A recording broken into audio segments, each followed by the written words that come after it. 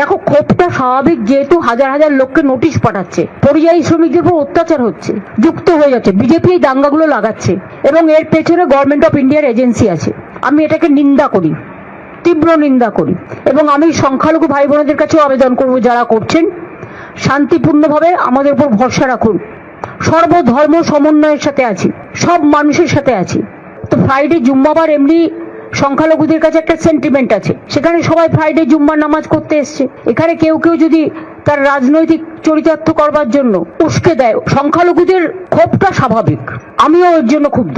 তাদের একতরফা বাদ দিতে পারেন না, যেটা দিয়েছে আদিবাসীদের দিয়েছে, মতুয়াদের দিয়েছে, রাজবংশীদের দিয়েছে, বাঙালিদের দিয়েছে, এখানে বাংলা ভাষী ছাড়াও নন বেঙ্গলিও যারা আছে তাদেরও দিয়েছে। সুতরাং প্রতিদিন চেঞ্জ করে করে হোয়াটসঅ্যাপে আর ডিরেকশন দিয়ে প্রতিদিন এই 2 মাসে 200 বার নোটিশ এসছে। বিএলওরা প্রেসারে পাগল হয়ে যাচ্ছে, ইতিমধ্যে 100 জনের মতো লোক মারা গেছে। এটা আপনাদের বুঝতে হবে কি সাংঘাতিক সিচুয়েশন। এরা ইচ্ছা করে বাংলায় দাঙ্গা লাগানোর চেষ্টা করছে।